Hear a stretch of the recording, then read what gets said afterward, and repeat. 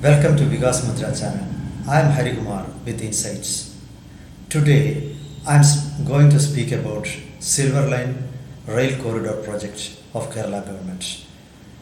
Undoubtedly, SilverLine is the most widely discussed topic in the state at present, while the ruling left front is batting for the project and projecting it as the ultimate development project of the state. The opposition, Congress, and other coalition partners of the United Democratic Front as well as the BJP are totally against the project, and they are organizing statewide protests against the project. So what is really SilverLine project? What are its merits and demerits? Is it really essential for the state? Let us go into the details of the project. SilverLine is a semi-high-speed rail corridor starting from Kasaragod at the northernmost end of Kerala and ending at Thiruvananthapuram, the southernmost end of Kerala, which is also the state capital. So currently it takes around 12 hours from Kasaragod to reach Trivandrum or Thiruvananthapuram. But the government says once the SilverLine project is completed and trains start running through the route, it is going to take only just 4 hours to reach Thiruvananthapuram from Kasaragod and vice versa. So it is going to reduce travel time and save a lot of precious time, and this is going to usher in a new era of development in the state. This is what the ruling left front says. And they are very particular about the project despite opposition from their own ranks. I mean, the Communist Party of India, CPI, has certain reservations against the project, and they have requested the government to publicize the detailed project report of the SilverLine. Now, what are the main issues being raised by the opposition? The opposition is saying that the SilverLine, which the government says will cost around rupees 66,000 crore, will actually cost much more than that, and the estimated cost would escalate to 1.5 lakh crore Indian rupees when it is completed. And they are pointing out that this is totally unviable, and especially their argument is that Kerala is currently in a debt crisis and the state is having a huge debt burden, and the state cannot afford to take debt again for a project which is not viable.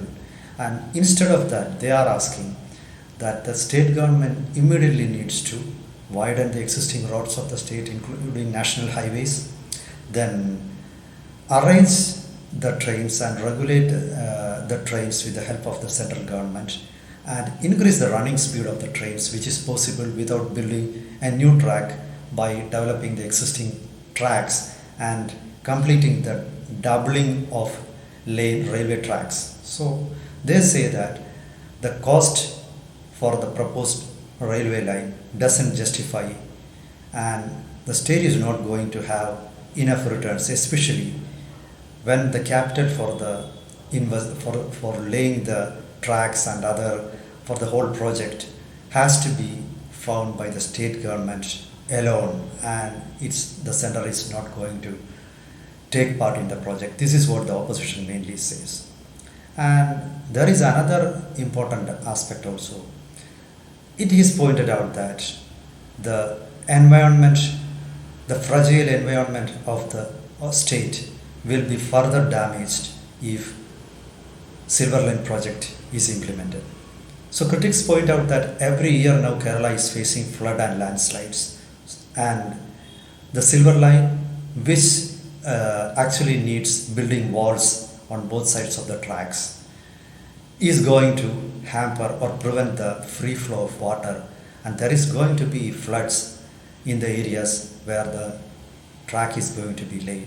But the government is totally dismissing such arguments. They say when the tracks are laid, enough precautions will be taken to prevent such calamities, and there will be enough ways to allow the free flow of water and minimize the damage to the environment. In fact, the government says this project is going to cause minimal damage to the environment compared to acquiring land for the existing roads, widening of the roads, etc. So it is going to be the least environmental damaging project. This is what the government says. So the government is projecting it as the project for the future, and it will usher in a new era of development, and it is going to bring so much investment to the state. And currently Kerala is, which is considered to be number one on various counts and various aspects of human development, is actually very behind other states in the case of infrastructure development and road development.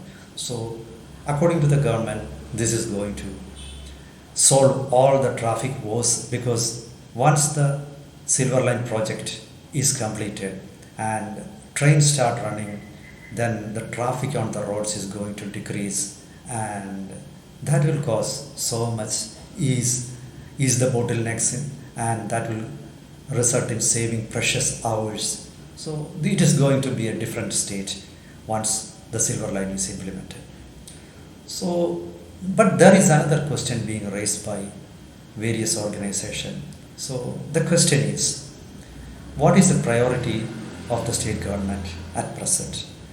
The priority is that the state has been continuously facing natural calamities during the last 4 or 5 years, and the immediate priority of the state government should be implementing projects to prevent or minimize casualties during the natural calamities. And the state government is not uttering a word about it, and instead of that they are going ahead with the implementation of an infrastructure project which is not sure to bring in the desired results to the state. So this is the valid point being raised by those who oppose it.